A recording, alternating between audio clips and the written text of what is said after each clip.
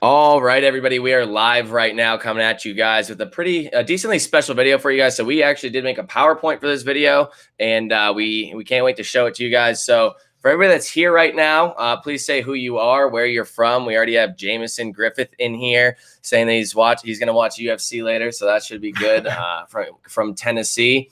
And for those of you who do not know, my name is Tom, eCom Tom. I run the channel, and this is my business partner, Jason. What's up, guys? How you doing?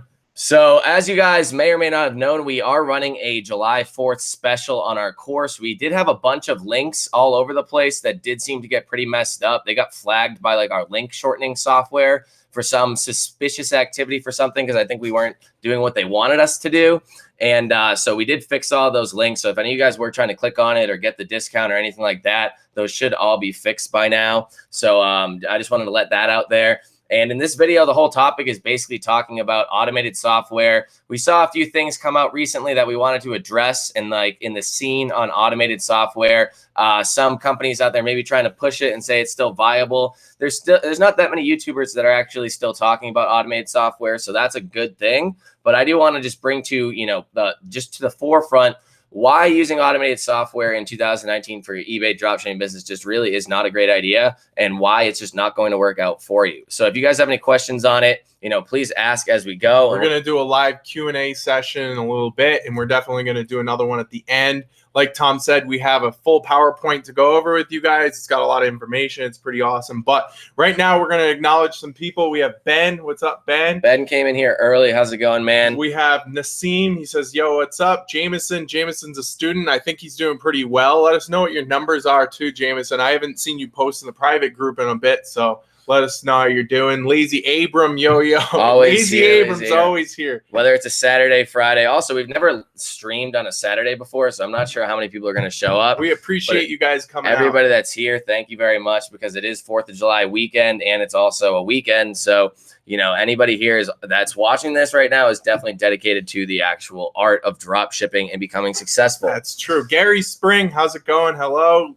Jeff. Hey, Jeff just bought the course. He took the leap of faith. So thank you very much, Jeff. I hope you're enjoying it. We have G. Wilson from the Bronx. How's it going in New York City? It's probably pretty hot up there today. Oyatola, howdy, Tom and Jason. We got Smut God 612.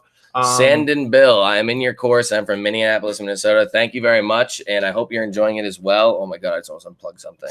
We got Sliver Legion. He was the clown on the last one. It's good to see you again. And Tanya Sanders, how's it going? So we have a whole bunch of people in here. Ask questions right off the bat. We'll try to answer some, but we're going to hit the PowerPoint, and we're going to talk, as Tom said, about automated dropshipping software and where we kind of see things headed going forward in 2019, and kind of debunk some of the myths that are coming to the surface. There's been some blog posts that were written, some PDFs or tutorials people have been throwing out on the internet. I don't know if you guys have come across that, but we're going to try our best to debunk some of the myths and steer you guys in the right direction going forward with your dropshipping businesses in 2019. Yeah, so for everybody here that's not a student or is a student, before we get started with the actual PowerPoint, I'd like to ask, are any of you guys still using automated software for your store? Because, we have seen that there are still some people that are running, one account that is automated, one that's manual, and trying to do it that way. And I do think that is great that you guys have moved over to the manual side, but I have also seen some people run into some issues that I'll go more in depth with later in the PowerPoint with if they are using automated software. It's kind of an issue of, if one account, like the automated one, does get flagged, or not just flagged, but banned in any way, shape, or form, other accounts that are connected to that same PayPal account can also go down with it. So I want to make sure that everybody out there also realizes that, because of the fact that if you guys don't realize that happens to you, you could be out not just the automated account, but also all of your accounts. So we did have one question here from Jameson. So before we get into it, do you use SKU Fetch or Grid to list your items, or do your VAs do it for you manually? Thanks all for the great content, Tom and Jason. I almost have enough money to get your course. So thank you very much, Jameson. But yeah, so before we get into it, SKU Fetch, I do use sometimes for listing. I do have my VAs use very, very frequently. Not frequently, very rarely, but you can use it. So say you only have one VA and, they're trying to do all the listing for you. It might be better to have them do it that way. but you can get a lot more done with the actual manual method of doing it. You can put a lot more information into your listing. You have a lot more control over it. So there are times and places where I do have them use SKU fetch, which I do talk about inside of the course as well. But the majority of the time they are just listing them manually. And SKU fetch automatically goes into SKU grid and it reprices from there. So it should be easy after that. So everybody take care of the July Advantage discount for real. Yeah, that's great. Thank you very much. It is going till tomorrow night at 11:59 p.m. Eastern time. So make sure that you guys take advantage of that before it runs out. We're not going to be doing this promotion probably for the foreseeable future. So definitely get on that. If you guys, there's been some people who have messaged us privately and said, you know, can you extend it to Tuesday or Wednesday, whatever? Just message us if that's your case, but we're not going to go further past this week. So I just wanted to let you guys know that there is a time limit on that. We'll do it on a case-by-case basis after that. And Jameson Griffith also says, smash that like button. So if you guys haven't already, please smash that like button. We'll try to get as many people seeing this as possible.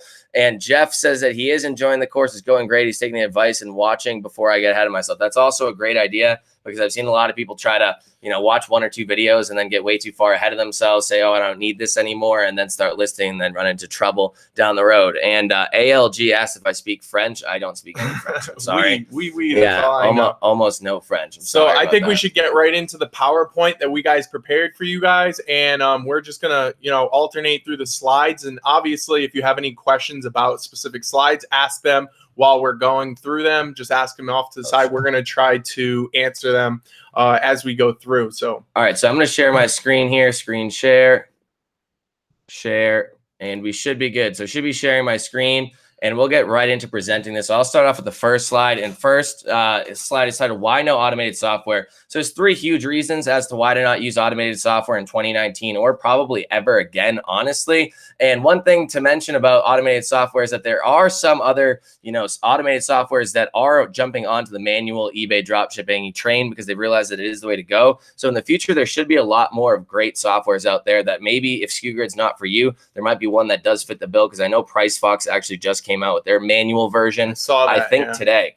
So first bullet point here says eBay admitted to flagging accounts in the spring seller update in 2019. So this is a screenshot straight from there. It says reduce search visibility for sellers who use a retailer to ship directly to buyers. Sellers who use retailers or marketplaces to ship directly to buyers are in violation of our dropshipping policy, which I'll show on the next slide, and will be lowered in search results, giving sellers who own their own inventory or drop ship from wholesalers greater search visibility. So I put this first because I really think that this is the #1 reason as to why any of you guys should stop using automated software. It pretty much says it right here in this seller update, which was about a month and a half ago. So, I mean, they are finally admitting it. And like I said, the dropshipping policy that they refer to is going to be on the next slide. So thirdly, it is against eBay's API license agreement. So basically their terms of service, if you are a software trying to get access to eBay's API, which is basically a way to code into eBay and do things automatically through their code and basically make changes with your software into eBay. So anything like automatically repricing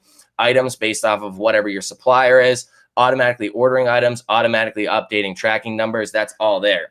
So it is under section 9, which is restricted activities. You guys can read that part if you want, but it does say, I'll put my little pointer on here. It does say right here, this is in under restricted activities. So 9.7 is restricted, and it's restricted for using eBay's services to promote or engage in seller arbitrage, which is basically retail arbitrage, Amazon onto eBay, Walmart onto eBay dropshipping. For example, automatically repricing eBay listings in response to price changes on competitor sites, automatically ordering sold items from competitor sites, and posting tracking information to eBay when items purchased from the competitor sites are shipped. So that's pretty much everything these softwares do. And it does say clearly in the terms of service for the API that you cannot do this. So to move on to what the actual eBay dropshipping policy is, and Jason can take jump on that. Yeah. So the dropshipping policy, and this actually came into place officially around January 7th. It was like the first week of January 2019. Essentially what it says dropshipping, also known as product sourcing, is when you buy stock from a supplier and work with them to send items directly to your buyers without ever handling them yourself. Dropshipping, where you fulfill orders directly from a wholesale supplier, is allowed on eBay. Remember though, if you use dropshipping, you're still responsible for the safe delivery of the item, etc., etc. So the last paragraph here says, however, listing an item on eBay, then purchasing the item from another retailer or marketplace that ships directly to your customer isn't allowed. In such cases, and pay attention to the language here. In such cases, we may remove your listings from search, display them lower in search results, or even remove them completely from the site. We may also limit, restrict, or suspend your ability to buy, sell, or use site features on eBay, and you could lose your special status and or discounts associated with your account. So if you look at the language there, they came out and told us what we kind of suspected before, but this is them saying, listen, if you guys can't abide by our rules, we're going to either A, put you lower in search visibility, B, actually make you lose like all your selling privileges, or you can even lose top rated. And we've seen that email come about a bunch of times about people losing top rated because they're suspected of doing retail arbitrage. So, this is public information. All you have to do on Google is just, type in eBay dropshipping policy, and you guys can read this yourself. But the details are right there. It's very clearly stated. And as Tom said in the first one, it's also in the API section as well. So yeah, not only is it them talking about it in the API section, which I do believe has been there for a while, honestly, but they also do admit, that they have been flagging accounts, and it's as per their dropshipping policy, which I do believe this was updated at the beginning of the year in about January of 2019, right at the beginning of the year. So moving on to the next one. So why no automated software continued? Old accounts could still get banned. So that's one thing that I talked about. And I've seen many examples of this in Facebook groups and from other people out there that basically they have an old account that was using the Amazon onto eBay method or Walmart onto eBay.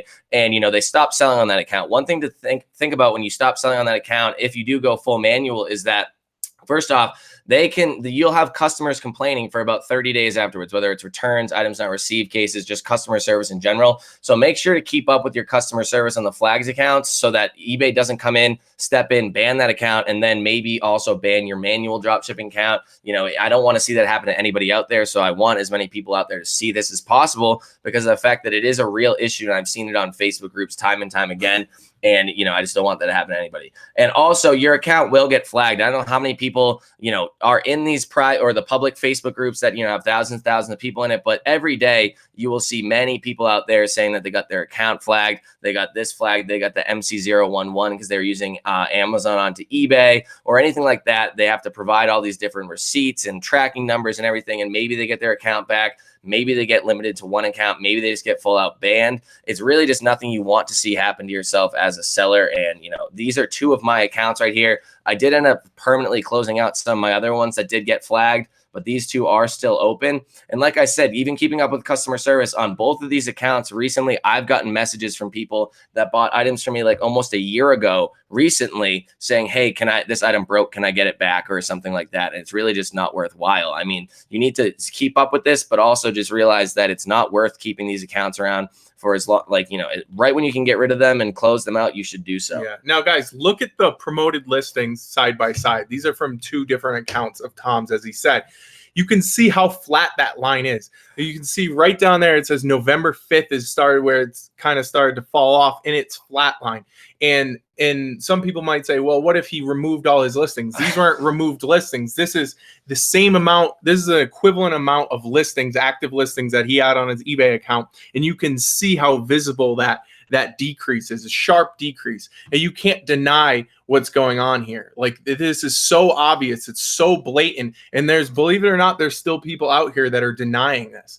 And it's pretty obvious. And there's many people who ask us, how do you know if your account's been flagged? And this is the proof right here. You go into your promoted listing section, you look at your impressions over the course of, the longer period of time is better, but you can see the impressions are down, the clicks are down, and the sold amount is down. And we've talked about this many times. We really want you guys to be able to diagnose it and then obviously know what to do after once your account has been flagged. Yeah, so if you do not know exactly how to diagnose or tell if you are flagged, first off, if you're making a ton of sales, say you just started a brand new account, stuck automated software on it, within like 3 weeks, you were making good sales. And then after like week number 3, it started decreasing dramatically, and then you really don't make any sales. It's probably one of the number one ways to figure that out. Secondly, if you were running promoted listings and then all of a sudden they drop like this right here, that's you're flagged. That's pretty evident. And also, if you think you're flagged, you can try to put promoted listings on. If you have a decent amount of items up, like say over 100, and you're getting less than 1,000 impressions a day, you're definitely flagged.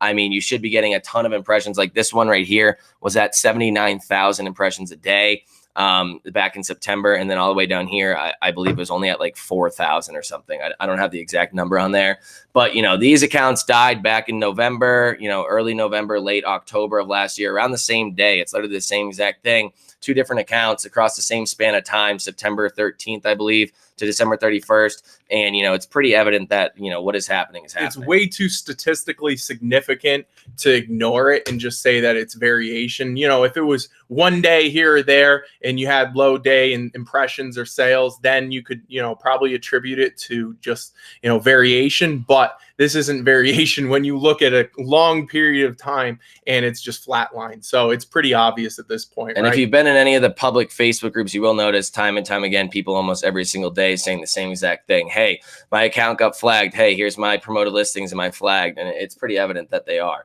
So we'll move on to the next slide here. And do you want to take this? Yeah, sure. So this is what some people in the dropshipping space are saying. We're not going to try to name names or get any enemies, but there's been specifically a guide or a blog post that came out from one of the software companies, and these are some of the points that they made in their blog post, basically telling you guys how to recoup from a flagged account. And we think that these points that they made are kind of stupid, to say the least. So the first thing that they say is sell at a break even or a loss. And our question to you is, if you're going to be selling at a break even or loss, are you even running a business at that point? Why would you be selling at a loss? Are you going to make it up? Basically, what they're saying is you have to make it up with discounted gift cards or using cashback websites. But there's a big problem with that is, number one, most discounted gift cards are coming from fraud, right? How are you getting an Amazon gift card or a Walmart gift card for 10, 15, 20% off? Obviously, the origins of that gift card are coming from fraud. The other thing is that they're saying to use cashback websites. So if you're selling at a loss or break even, you're making all your money on cashback websites. And the problem is a lot of people don't actually know how to properly use cashback websites. There's actually a 3-step process that you have to do with clearing cookies and making sure that you don't have any flash objects in your Chrome extensions. And we explain all that in the course. A lot of times people are only getting 5 or 10% of all their purchases actually registering with that cashback website. So if you're banking on that, you're not actually going to be getting all of those, all that cashback profit that you think you're going to be getting. And even if you do, we still use cashback portals, cashback websites. But for us, we look at it as like it's fluff on top. It's extra. It's all icing. We still use them. Don't get us wrong, but we don't bank on that. That's not the bulk of our business. That's not how we make all our money. And I think that's a big, big problem, is a lot of people think that's how you're going to run this business, is either by using discounted gift cards or cashback websites. And I don't think that's a smart way to actually run a business. And the way that we're teaching you guys manual eBay dropshipping is you're getting a lot more front-end profit. And that means actual profit when you make the sale of the product, because you're selling products that are in demand and your account isn't flagged. So we can get anywhere between 10 and 20% front-end profit margin, and that's very average. So one other thing to add on top of that, like with discounted gift cards, is they're extremely hard to track, and you have to buy them every day. So a lot of these discounted gift card websites will say, hey, you have to use this card within 24 hours. So it's within 24 hours, and you need to really kind of say, hey, how many sales am I going to make today? What's the average sales I've been making recently? And then to buy them, or buy them as they come in. Sometimes the websites don't have them. Sometimes they do. It's just a lot of guess and check. And they're kind of hard to track, like the returns and everything on it. Each card is different. Each card has a different number on it. It's not like your credit card where you use one credit card for every purchase. You're using basically a different credit card for every single purchase, except it's a gift card. So that's another issue. You have to add a whole nother step into your process of tracking these things when, really a lot of people might not have the abilities or the systems put in place to actually track these things. Another thing about cashback websites is the money I think of the money that you get from cashback websites is just, as Jason said, fluff on top, but also covering some things that could go wrong in your business. There's always issues. There's always going to be customers complaining where, instead of getting a negative feedback, why not offer them $10 off their purchase or something? If it was just a little issue, maybe it was delivered late, maybe anything like that. Anything to make your customer happy. Customer service is key. That's the king. That's the key to keeping your account around. And you want to make sure that you have the ability to do so. Like if you're losing money or getting close to losing money on every single order, and then somebody comes in and says, hey, like, I want $50 back on this order because it showed up broken. Like, then you might not want to actually give it to them because you're like, wow, I'm already spread so thin. But if you are making money on the front end, then you don't care as much about, giving somebody $10, $15, $20 just to make sure that they don't give you a negative feedback, because you don't want negative feedback on your account. That's the number one thing you want to avoid. So what others are saying, continued, use price matching software like Ernie or Paribus or Swiggle, which basically means that if the item was $80 when you bought it on Walmart.com and you shipped it to the person, you made money off of it. Then all of a sudden, a week later, it drops down to $65. These softwares will automatically connect to your account, know what you made the price, what purchase price you made the item at, know that it dropped in price, and then send in an automatic email for you. Some of them make you email them yourself, but I believe Ernie does not do that. Ernie does it on its own for you. And then, maybe sometime down the line, you'll get $15 back because of the price match guarantee that Walmart and other websites have like that, or the price change guarantee. And one thing about that is, it's just like cash back. It should be extra profit on top, and it's not always guaranteed. I read some of the emails that Ernie sends on my behalf sometimes, and it's like, hey, this is the price change. And then Walmart's like, well, now this item is out of stock, even though it did change price, but then went out of stock. We can't grant you it because it's out of stock. It's not always granted. It's not a guarantee. And you can't rely on price changes because they happen randomly. Like you can't say, hey, I know Walmart drops this item's price every single week and I can guarantee myself an extra $10. You can't do that. That's not how it works. So that's a big issue that we've seen with them. It should just be extra money on top. I think I've gotten about 4,000, maybe 4,500 from Ernie over time, but it's really not like something to bank your whole entire business off of.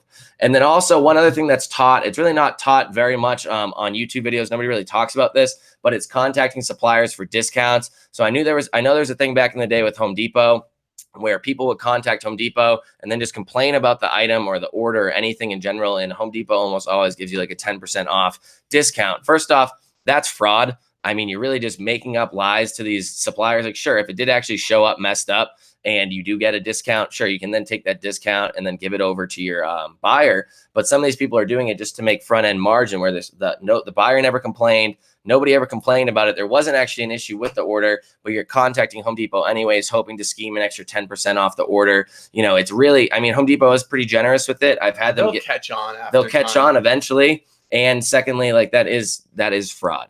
You can do it with Walmart as well. I know people have done it. And then also utilizing coupons is what some people are saying, mainly on Amazon onto eBay. So we first off don't even suggest using Amazon onto eBay unless you're using the way that we teach inside of the course, which we just updated the course with that recently.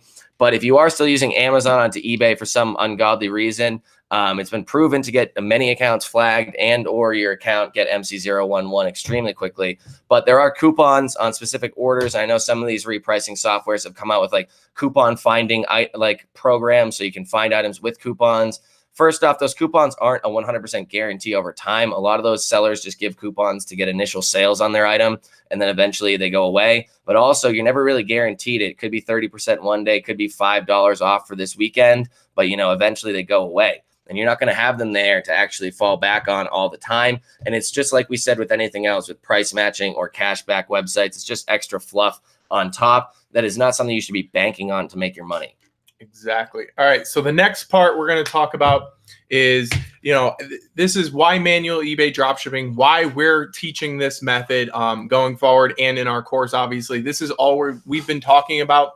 And this is why you guys should really pay attention to what Tom's been talking, especially about on YouTube and Facebook. So really what we want to do is avoid getting the flag. If you had an account flagged, if your eBay account is flagged, as we demonstrated earlier how to diagnose it, that account is basically useless. You're going to be paying for an account that's not going to be doing anything for you. You're really in an uphill battle in that sense. So pretty much we have seen very few students complain about their accounts getting flagged, and the students in our course that have had their accounts flagged are not following what we've been teaching. And a lot of times we'll private message them, and we'll try to get to the bottom of it and see what's going on. And most of the time they're still using Amazon FBA as their source, and other times they're still using accounts that are using DSM Tool, Sale Freaks, Auto DS. There's a whole bunch of them. They're still connected in that way. And it's like, have you watched the video modules in the course? Because this is going against everything that we taught in the course. So the only students is a very small subset of students that have had any problems. We've told them, all right, you have to start following what we teach in the course, because or else you're going to keep getting your accounts flagged. And if you continue to do this, you're eventually going to lose your eBay account. The next thing is the front end margins, as we talked about earlier. We're getting easily between 10 and 20% on average. I mean, if you want to average out 10 and 20%, that's 15% front end margins. That is very healthy in drop shipping, right? That is enough front end margin that you're able to kind of cushion yourself if you have anything that falls through the cracks, any problems, as Tom said. You don't have to rely strictly on the back end profits like credit card cashback portals, that type of thing. The last part is less sales and more profit. And that's one of the things that we've really been trying to hit home on you guys, is that you want to be able to have less volume. We've talked about volume in the past. Like a year ago from now, we were doing so much Amazon to eBay.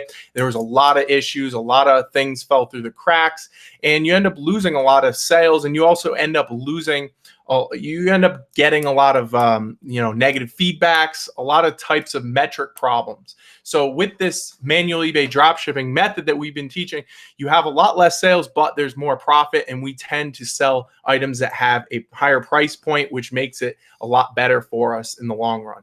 So yeah, also one last thing on there is there's much less bookkeeping. So if you are doing your bookkeeping by yourself or manually by hand, you can easily keep up with this. If you're only doing 10, 12 sales a day and you're still making, anywhere between 1,000 and 2,000 in sales, it's a lot easier to put 10 sales into a spreadsheet or have your VAs do it every day just to keep track of what your average ballpark, front end margin is and everything like that, or what your profit for the month is. A lot easier to keep track of it that way than selling. I remember one day last year, I sold 375 items in one day in August of last year. That's impossible to keep in control on a spreadsheet. That's well over 1,000 plus orders a month, or probably 2,000-3,000 a month. No, it's like 9,000 sales a month. I did 55,000 sales last year on eBay. It's way too hard to keep track of, and I'm sure thousands of dollars fell through the crack on even on my side. And I try to run an extremely tightly run ship.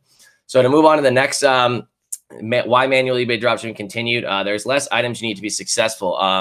I did a whole series on my newest account last month, or this month into last month. And basically I had 126 items up on this store, and I did 20,000 in sales in the first 30 days. You cannot do that with the automated methods. You can probably for the first 3 weeks. And then once your account does eventually get flagged by eBay, if you have 100 items up on your account, you're probably going to barely make one sale a day. And that's just not what happens with manual eBay dropshipping. You can make tons of sales with 100 items. I believe wholeheartedly that if you have 500 great items on your account, you could probably make close to a full-time income with 500 items. And it does not take that long to source this many items. Also, another big, huge benefit is that it's much cheaper. You can run a store for less than $100 a month. You only need a basic store, which is dirt cheap, $28 per month. If you want to use Zik Analytics, you can. That's another $28. So we're up to around $50 per the month. And at that point, SKUGrid is probably the cheapest software I've ever seen out there. If you're spending more than $15 a month on SKUGrid, I'm not sure really what you're doing wrong, because it's extremely cheap and you should not be spending that much. Probably really the average is probably $5 to $10 a month for SKUGrid. After that, anything else is kind of auxiliary. TrackerBot did just come out with its manual tracking method. It works pretty well. I don't know if they brought it out to the public yet, but I've been using it and it's pretty good. So I'll make a video on that in the future. There's also Spot and Paste, and Spot and Paste is at what, $15 a month? I don't even think it's that. I think it's $9.99, and then you get $1 off for using our affiliate program. I think she upped it to 15. So, I mean, either way, it's going to be about less than $100 per month. When compared to the automated software, you have right off the bat, you have an anchor store, because you're going to have over like close to 10,000 listings to even see some success. And 10,000 listings right there is going to cost you $350 a month. From there, everything else, if you have over 10,000 listings, you're paying for each listing after that. All the software is pretty expensive. A 10,000 listing plan is probably a couple, $300, $400, $500 on any of these softwares. So you're already up to close to $1,000 a month just to run your store, compared to a manual store that has much less sales, much less hassle, much less customer service, much less bookkeeping, and also is a lot cheaper. I mean, it's really kind of a no-brainer in my opinion, but I feel like some people just need to see it all laid out in front of them. Also, there's better suppliers. Inside of the course, we provided 20 suppliers at the moment. And we're not relying on just Amazon onto eBay, Walmart onto eBay, Home Depot onto eBay. There's a lot more, Lowe's onto eBay, which has become popular recently. I mean, there's a lot more out there, and SKU has 800 suppliers. About 450 or 70 of them are in the United States that you can then, rely on using as well. So first off, you're going to have these better suppliers. Like, we're using closer to the wholesale-esque suppliers. They're all on SKU. Everything there is connected. Everything I do on eBay is connected to SKU. There's less cases open against you with better suppliers. First off, Amazon and Walmart change prices and change stocks, go in and out of stock all the time. Literally every single day, these items change prices, where a lot of these suppliers do not change prices very often. Jason always talks about how he uses a supplier that didn't change its prices for literally 10 years. That's true. He looked at a catalog from 2009. My parents are calling me right now. We had one from 2009, and I checked the price from 2009, and it was literally the same price for most of the SKUs. So I was very surprised by that, but that's the type of suppliers we're using. They're not changing their prices very much. There's some that change more than others, but for the most part, the suppliers that we're using don't change prices, and it really helps us out. So also, less price changes means less cancellations. Cancellations are what I've seen be the #1 cause of MC011 restrictions on new accounts. I've noticed it time and time again that new accounts that cancel a lot of items and have bad customer service are the ones getting MC011. So less price changes and less out of stocks will lead to less cancellations and less items sold at a loss if the price went up when you weren't really actually paying attention to it, or it didn't change price or whatever. So those are some of the biggest points as to why to go manual eBay dropshipping in 2019. And then just to follow it up here, we have some of our student successes. So these are just some of the students inside of our course. We have over 400 right now. And Claire Davidson's been with us for a while, well over a year now. Claire's killing it. Claire kills it. She's always helping out in the private group and doing extremely well. And she just started her manual store. I believe this was literally her first month or close to one of her, less than 2 months into this manual method. And she's already almost at 20,000 in sales. And that was late June. So I'm sure she's over 20,000 now. I mean, look at that spike right there on, I think it was probably June 21st. She definitely hit over $1,500 in sales in that one day.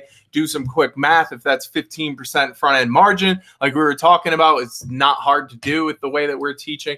She's making a very healthy amount of profit right She said that she had her first $200 profit day yesterday. So that was the day. She had over $200 profit on June, whatever that was, 21st. Now think, guys, if you guys could consistently hit $200 profit days, that's $1,400 profit weeks. That's a lot of money. And if you're doing this part-time, that's tons of money. That's you a can full-time put income towards anything. You could be putting that towards your kids' daycare. You could be putting it towards a vacation. You could build up this business and quit your day job. There's so much that I know you could be doing if you were getting that type of profit every single day. So we have Brian Wick here, who's also been a student for a while. And some of the things that you might notice are consistent across the board are the students that are doing well are the ones that have stuck with it for a long time, because every student on this page has been in the course for well over 6 or 7 months. And they've been grinding this out and learning the business over time and actually putting in the time and effort to learn it. This is not a get-rich-quick scheme, but if you put in the time and effort, you will see great success. So Brian Wick hit $30,000 in a 60-day total. I don't think he has that many items listed. He did blur it out, but I do believe he hit 30,000 in a month. Recently, he sent me a message, but I just didn't find that image. So he's killing it. We have Stephen Hang, who was also on our on one of our YouTube lives about 2 weeks ago. He hit $18,000 in the last 31 days. He said that he broke $2,000 in profit last month. He's aiming for $5,000 now. So, I mean, he's absolutely killing it as well. And this is actually a screenshot from Jordan Graham's Instagram that he posted literally yesterday as a story. He has 242 active items, and he hit $30,000 in the last 60 days. His next step will be $40,000, and then obviously on to his goal of $60,000 a month in sales. It's hashtag work from anywhere. Hey guys, the proof is in the pudding. We're not just throwing this out there to make you feel left out or anything. This is to show you guys that it actually is completely viable. It's feasible for anybody to do. If you were to talk to, Stephen Hang jumped on a live 2 weeks ago. He was saying, the one thing that I've done that probably a lot of other people haven't done is staying consistent. You have to stay consistent. As Tom said, this isn't a rich quick scheme. This is something that anybody can do, but you have to put in the effort to get there. And also, it's not just me showing you my sales results here. You know, I feel like some people might look at it like, Tom, you're the expert. Obviously, your sales are going to be good. But, you know, these are actual students from inside of our course. As you can tell, we're Dropshipping University private members group. So here's the last page of student successes. Joe Cox, who is also on our live, and I believe he's going to come on next week, hit 50,000 in sales in 30 days. I could not find the screenshot of him actually hitting 50,000, but I swear it happened. He's $93 away in this screenshot. So, you know, he hit that. He also has 2 or 3 other accounts.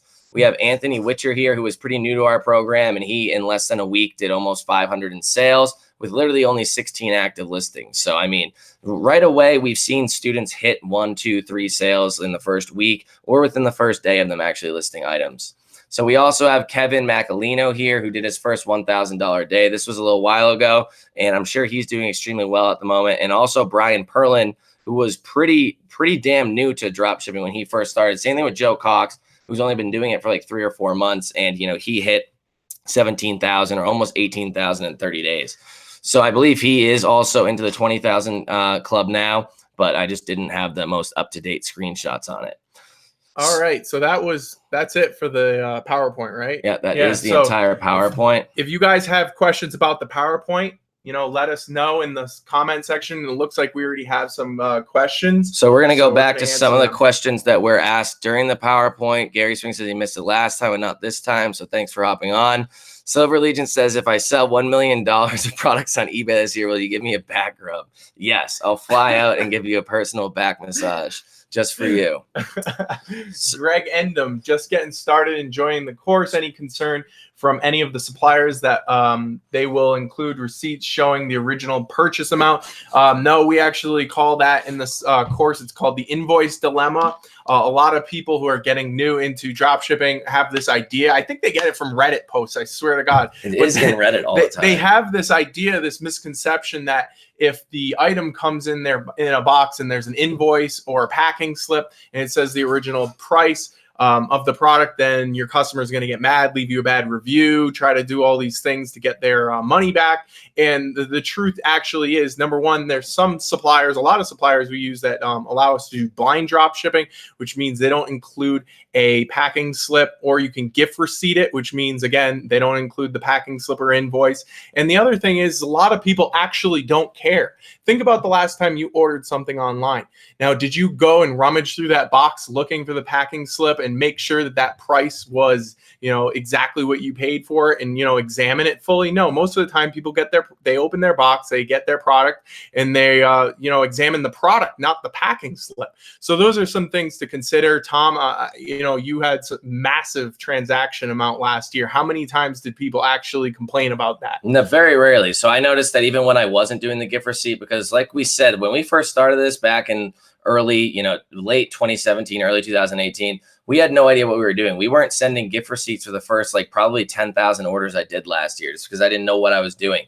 But, you know, over time, we did end up sending gift receipts. But I was doing Walmart onto Amazon a ton, and there is no real way to do gift receipts with Walmart. It's kind of a pain, and I've never even sent one. And on Amazon, I never had one person complain about it. And on eBay, I noticed it was maybe 1 out of every 1,000. You know, here and there, a student will say that somebody complained about it, but we haven't seen any real defect or any detrimental effect of that actually happening. That's 1% of 1%. So that's, you know, I don't know what that is in mathematical terms, but it's a very, very small probability of actually happening. People have a misconception from reading on Facebook posts or Reddit that, you know, the customer is going to get mad, but honestly, it's not a big deal. It's a beginner's limiting belief. So also, if you guys do have any other questions while we're going through this, just please ask now. So we got about 20 minutes left on this live, and we want to get as many questions answered as possible. So Jacob Treshish said, is there actually any way to get unflagged? And we have not seen any way to get an account unflagged. I actually had an account that was flagged. I believe it was in late September, early October. I stopped using that account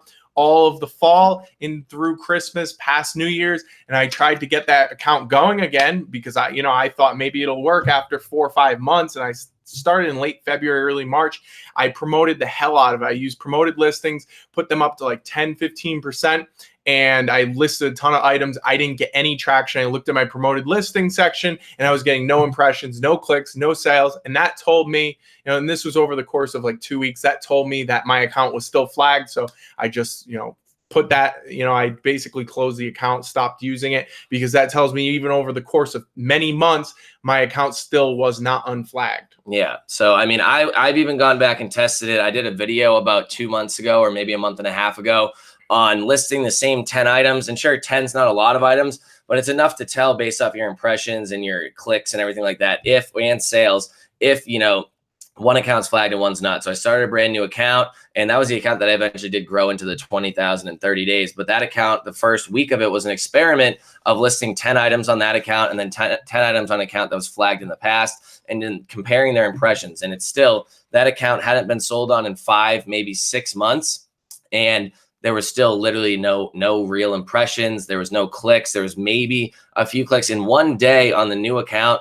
I got more impressions, clicks, and like the second day I did get a sale than the flagged account for, I think it was over a week or 10 days that was up. So it's pretty evident to me that once the account's flagged, you really can't do anything with it. I don't think eBay's ever going to unflag it. They've already deemed that account as, you know, breaking the rules in their eyes, but you can always just create another one. You can eventually close out a flagged account. There's a little button. You go to My eBay. There's a little up at the top right when you click My eBay, it does say close account.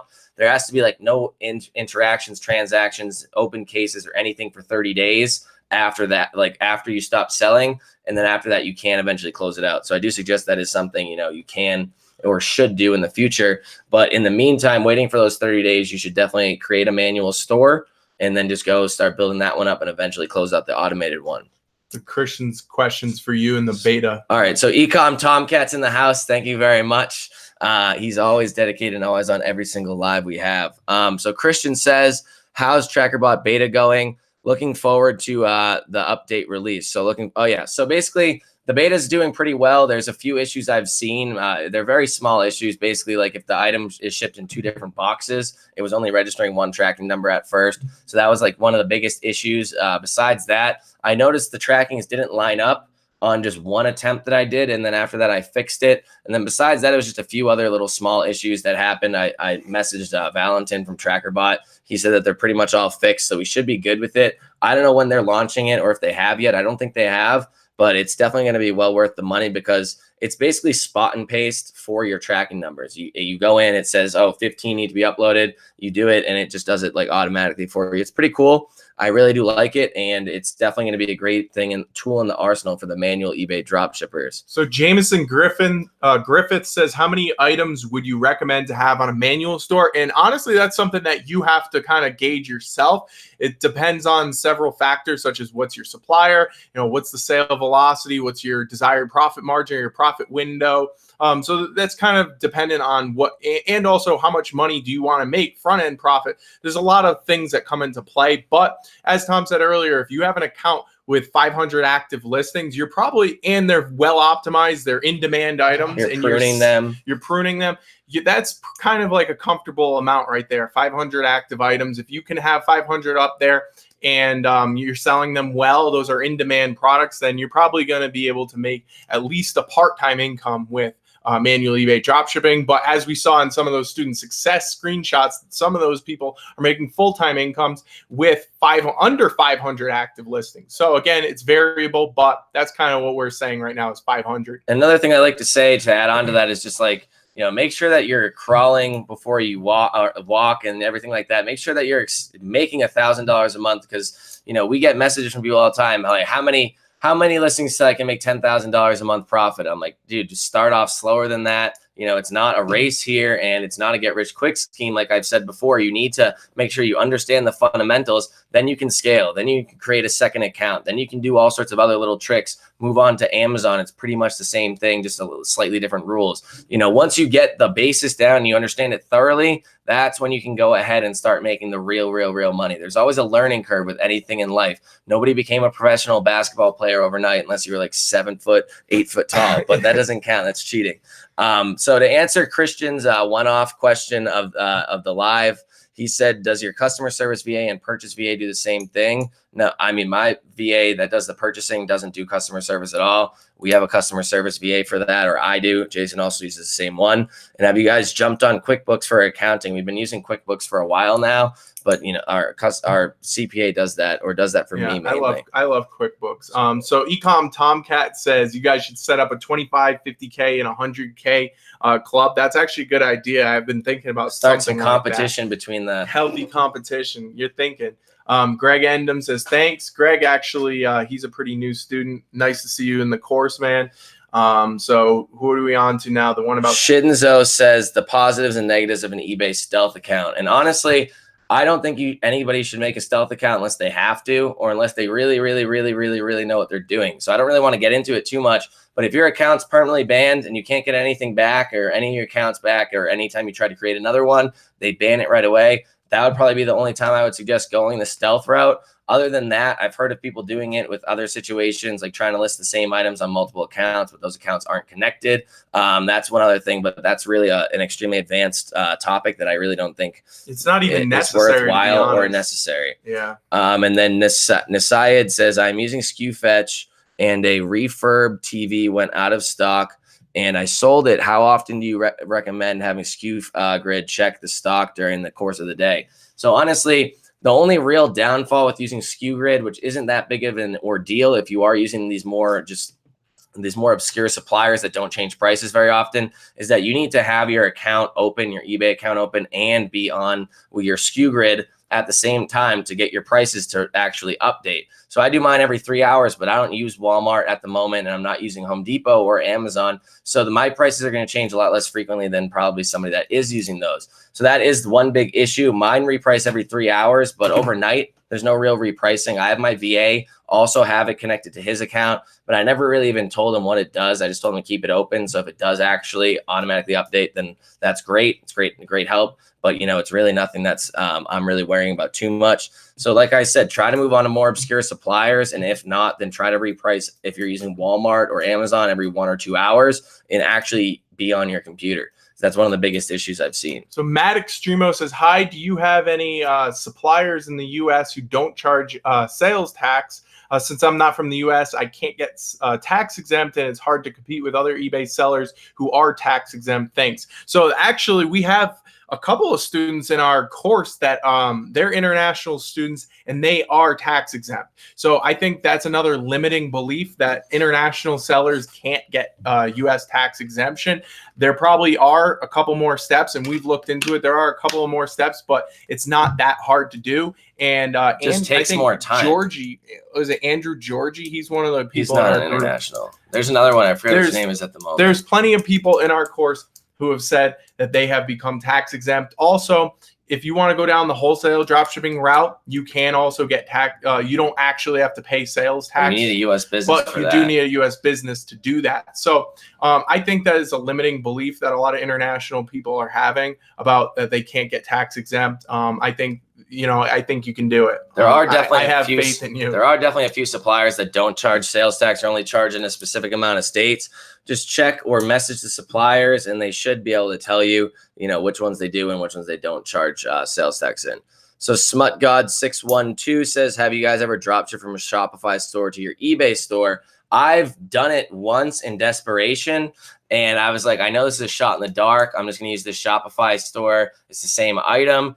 But in reality, that guy was also drop shipping from that retailer onto Shopify. Yep. So he sent, instead of canceling the order, they sent like a completely not even close to the same item to my customer, who got even more upset about it. So in reality, it was just a huge cluster that was going on that just could have been really just not would have not happened if I was just paying more attention, or just, I would not do it unless you know that they're actually getting their items from a legit wholesaler that maybe you don't have access to, or you can't figure out who it is. That's the only way I would consider that, but I really would not. I don't suggest it. So Gary Spring says, the suppliers you guys talk about in your course, how many of them can you get tax exempt from? How safe will my old eBay account from 19 years ago, that's an old one, using your system, just being very cautious but want to move quickly? So Gary, that's kind of a two-part question. As far as the suppliers in the course, I'm pretty sure all of them you can get tax exempt from. It's about 70%, I believe. It's over half. It is not all of them. Some of them say that they can't do it, or maybe it's only in store. So like Lowe's, you can get tax exempt on, but it has to be in store, and other things like that. There's other ones that just aren't as advanced, and they just don't even have the ability, or it has to be in store. So that is one little loophole that I believe every store at like retail store has to offer tax exemption, but they can say, hey, well, this is only in store tax exemption. Right. So it's like a tax exempt with an asterisk next to it. They have to have some type of tax exemption because they have to have those products available for things like B Corps, which are churches or nonprofit organizations, right? Government. There's reasons that they have to do it by law. But as Tom said, they can put in hurdles into place that make it very difficult to actually get tax exempt. But for the most part, the suppliers that we use in the course you can get tax exempt. And one of Tom's best suppliers, actually, he teaches you guys how to get tax exempt on that supplier site. In depth. He goes in depth, and it was a very hard process. I remember you were going through that for like a month. Some of them just don't really make sense, or you have to ask extra questions or call them or email this random email that's only in one little spot on the website. So it's like, but it's worth it, guys. Honestly, it's really worth it. Because if you weren't tax exempt on, I'm thinking of a couple of suppliers right now. If you weren't tax exempt on those sites, you would either have to sell your product at a higher rate to recoup, or just not use them. You would just not be using them because you couldn't be competitive on there. So it's worth doing. It's worth taking the time to do it. Your other question about, you have a 19-year-old account and you want to move quickly with that account. Yeah, you can use that account. Unless you were using Amazon to eBay dropshipping before and you had your account flagged, I would suggest that you do use it. There's no advantage to having an old account, but if you have an account already existing, why not use it, right? So the only thing I would say about that is if you are selling on that eBay account, if it was just like 19 years old account that you were just purchasing items on, then sure, that's fine. But if you are selling like whatever, flipping or buying things in Goodwill or doing any sort of wholesale where you actually have the physical product, I try to stay away from like actually mixing those two with drop shipping, because some of the software can get messed up. And I've never tested it with SKU but back in the day when I was flipping cell phones and using other software as well, I was trying to do it on the same account, drop ship and flip cell phones. One of the cell phones sold and then went out of stock. And then the repricer was like, oh, this item went out of stock, and put it back in stock, even though it wasn't a drop shipping item. It was just something in the past that happened that made me want to keep everything separate in the future. I don't think SKU would do something like that like nowadays, but it could also happen. Yeah. So don't mix business models between accounts. That's the moral of the story there. So number 9 here says, does being tax exempt mean I pay no tax shipping to all states? So it means that you won't pay sales tax when you're buying the item. But there are still a lot of other rules out there about it, but that's just the short about it. You won't pay tax, sales tax. If there is shipping tax on there, that should get waived as well. So Osmond Dixon says, always good content from you guys. Thank you. We appreciate that. Keep up the good work. Does your course cover tax exemption and how to go about getting it? Yes, it does. It goes very in depth. It's actually in Unit 3, which is advanced topics. Tom goes very, very in depth on it. Way more in depth than any of the other eBay dropshipping courses. And believe us, we have them all. We've seen them. And Osmond also asked, do you use eBay's GSP program or utilize popular Chinese suppliers? I do not.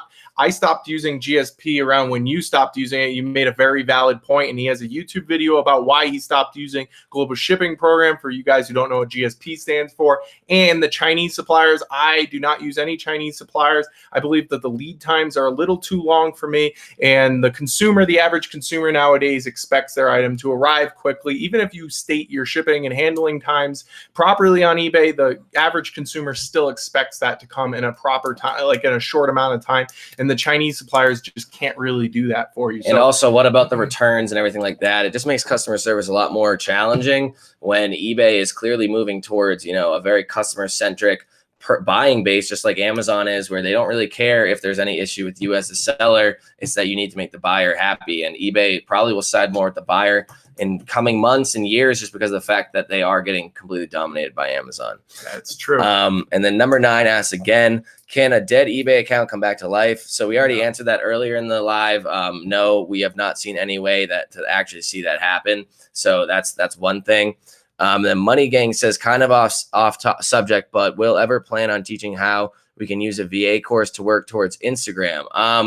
I mean, no, probably not. But there's other courses out there. The Young Hustlers is the guy I learned Instagram from, and he has a course on it. So you could take what he teaches in the Instagram course and just apply it to what we teach in the VA course, and you should be good to go. That's pretty much how we've grown our entire 2 Instagram followings to almost 30,000 people in like 5 months.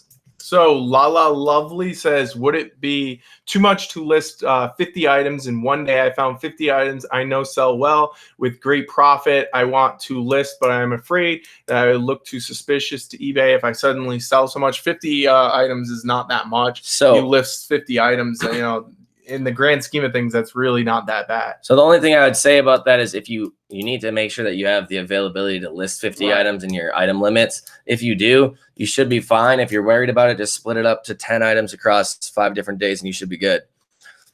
So Oyetola says, Jason, on that tax exempt point, for doing this in a UK market, does it apply in case you have any other UK students? So I don't believe the UK has tax exemption. They have what's called VAT or VAT.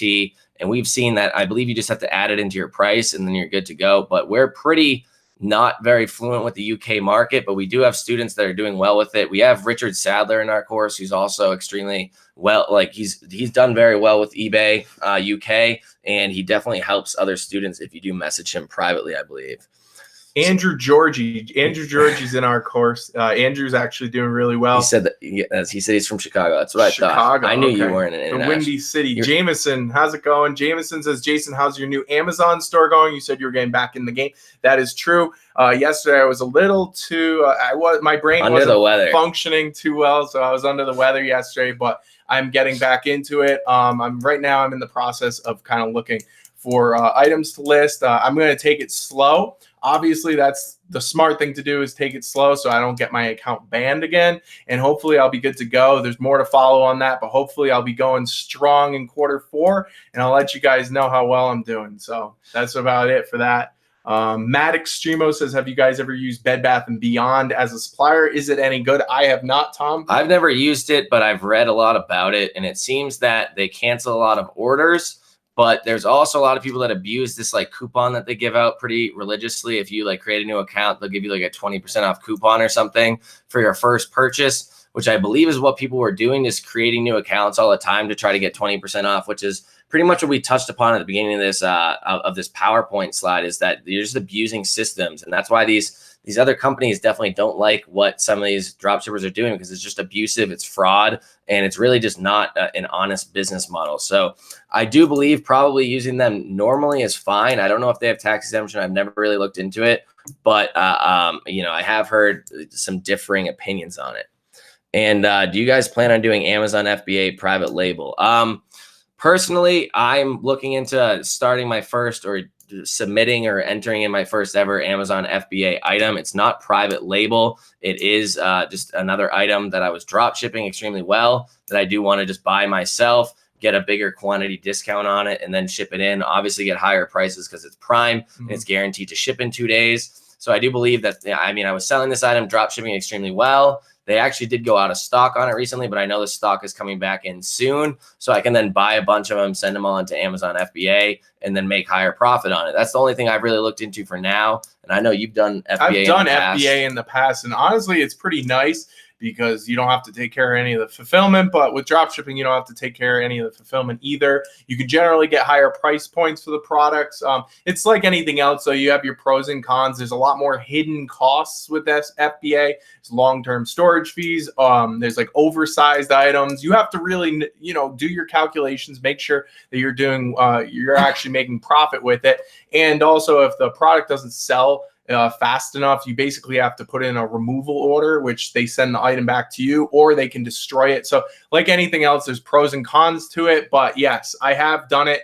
I have never done private labeling, where you actually make your own brand of product in China. Tom's looking at that right now. But again, we've talked about diversification many times. And anybody out there who's watching this, you guys should also be diversifying your online business, or any business in general, to make sure that you hedge yourself against risks which are inherent with any business. So that's a pro tip for you guys. Another thing is you don't know, first off, you're just going out there and just buying these items for FBA. There's infinite amounts of research you can do with like Jungle Scout and other things like that, but you can also pretty much guarantee that the item's going to do well with FBA if you start drop shipping it first. So that's why I was looking into this item that I've been drop shipping. I've sold it almost 300 times in 1 month.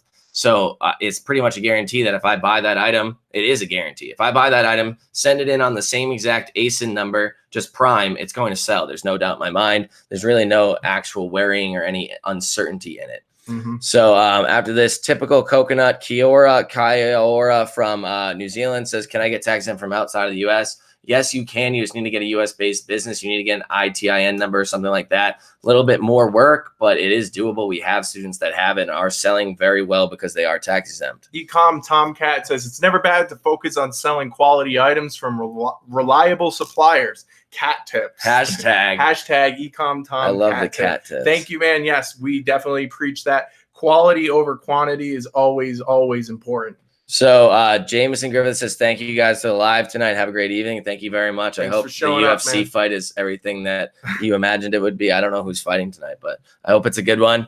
And eCom Tomcat says, I'm still going through the course. Is there a supplier evaluation / checklist worksheet inside of the course? So the newest suppliers that I did just add to the course, I did pretty much break them down way more than the initial ones that I put inside of the course. I put everything like what numbers to call for tax exemption, what emails to call, like email for tax exemption, if they have any private label supply or private label brands to help find their items easier, their website, different little parts of their website, different little FAQs, helpful tips. Some of the suppliers do have sellers that are actually selling those suppliers. So I have a link actually to their Zik or to like a Zik lookup of their account. So I pretty much gave you guys everything you need to get started, get up and running like very quickly. And I did realize that these 10 suppliers are probably even more less heard of than the original 10 suppliers. So to help you guys out, I needed to give you guys more information right off the bat. So I hope it helps, and I hope you check it out soon. So nice said hit the like button. And yes, guys, please hit that like button. If you're watching right now, we have 51 people watching.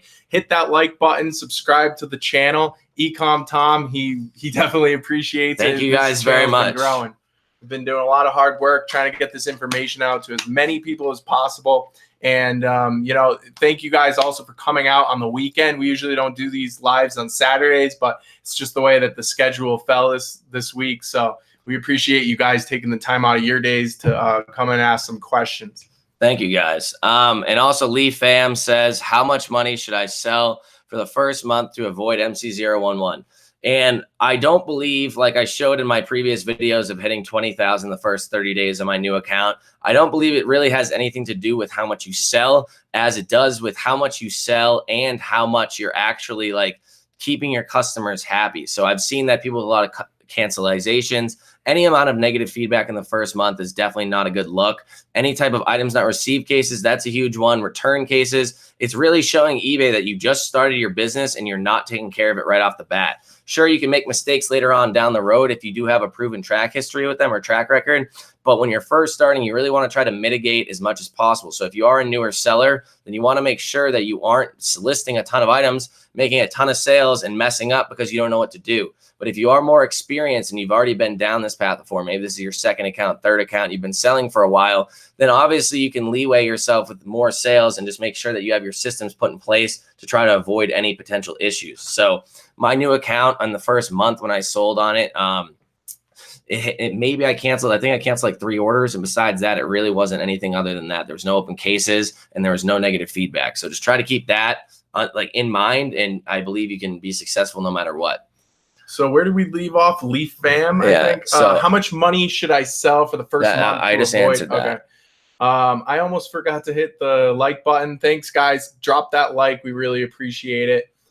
He has that question for you, so you can answer that one. So basically, he says, "Hey Tom, if requested, will you help in finding a similar set of suppliers in the UK for students?" So basically, I show inside of the course also a breakdown of how I find a brand new supplier. So I break it down on what I would evaluate and why this supplier is good. And it was just a random supplier that I started looking up like literally 5 minutes before I made the video. So I think with that video, you will be all set in how to find your own suppliers for the UK. I don't think that it's really something that I should be doing to make a new list for the UK suppliers, but I do give you guys enough to go out there and find them on your own. And I do believe if you talk with some of the other UK sellers, then you're going to be able to gather a pretty good list right off the bat. So we have another question about an LLC. How much does it cost? That varies on state. I think California is the most expensive state to register your LLC. Again, it depends on your state. You have to go to the Secretary of State's website and actually see how much it costs, or you can just call them. You guys have a phone, I'm sure. Call them up. So yeah, so each state's different. Some are expensive, some are cheap. It really depends.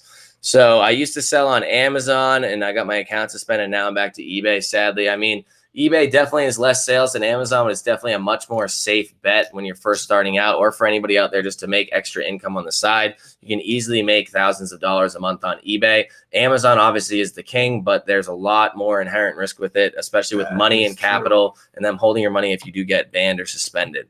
So Egg Roll says, I am a high school senior who is entering my first year of college. So I was thinking of doing e-commerce. Do some sort of passive income without leaving my dorm. I just started Amazon, Walmart onto eBay dropshipping. I copy a lot of items that I see others similar dropshippers selling. Is that a good starting point? And when should I start paying for eBay's promoted listings? Been 2 weeks so far. Honestly, just promote all your listings right off the bat. It doesn't matter. You only pay when you sell. So it's just 1 or 2, 3% off what you were making, but it is an extra sale on your account. It is pushing that item to be a better item and a more long-term item down the road. And if I were you, I would stop doing Amazon onto eBay.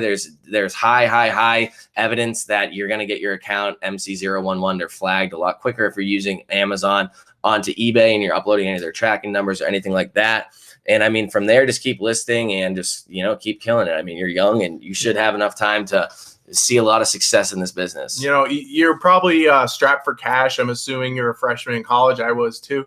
But, you could probably, if you stay with this and you stay consistent, you can make this at least a part-time income even when you're studying at university. I know I was hustling on the side when I was in college and even in high school. So I applaud you for that, man, and keep it going, because after you're out of college, you're going to have to make money on your own one way or the other. And for a lot of us, going down the traditional route of a 9-to-5 wasn't the way to do it. So, entrepreneurship's a good thing, and I encourage you to keep going with it, man.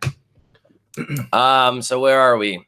Thanks, dude, so much. Appreciate it. Thank you very much. And should I keep my Amazon LLC and eBay LLC separate? I think you can keep them the same. I'm not a professional here, but you can just run them off of the same business. It'll probably be easier to separate them, but it'll probably cost a lot more. I don't do it. Matt Parker, how's it going? He's a course student. Typical Coconut says, thanks, guys. Almost 3 weeks into your course, and I'm reaching my first 1,000, I'm assuming, day already with only 6 items. Will def start tax exemption. My money was definitely worth purchasing your course. Thank you. Thank you very much for the kind words. We've got a lot of students in here today, and I appreciate everybody for showing up on a Saturday night. And we are going to end this live with Christian's last obscure question of the night. And curious what the purpose of your guys' Instagram account is. Is it lead generation, brand awareness? It's both. I mean, we get a lot of clicks on our free mini course or anything like that every single day. I believe we average around 400 or 500 clicks a day on each account, on our link in the bio on each account. So that's just extra leads, extra brand awareness, everything out there. And I mean, it doesn't hurt to have a 30,000 person following on Instagram and any niche or anything out there that you have. So 100%. I hope you guys enjoyed this. eCom Tomcats' pro tip: you can form an LLC in a state you don't live in. Check with your accountant for legal advice first. That is true as well. So thank you guys very much for showing up. Last little note here. We are, like I said, selling the course for $200 off for our July special. There was an issue with the links yesterday. It could have been the day before. I don't even know. I just got alerted of it today by somebody on Instagram that our links weren't working. So we fixed all the links. I hope anybody that had tried to buy it, didn't have issues with it. But if so, then, we have fixed everything for you guys. The discount's only going to be for the next, 2 days, 1 day? 2 days. Tomorrow night at 11:59. So tomorrow night at 11:59. So if you are interested, please hop on it. Please ask me on Facebook or anything. If you have any other questions, message me. I'm always online. And I hope you guys enjoyed this live. Thank you for showing up on a Saturday night for everything. And do you have any last words here? One last request for I appreciate everyone coming out and smash that like button. Thanks, guys. Thank you, guys, and have a good night.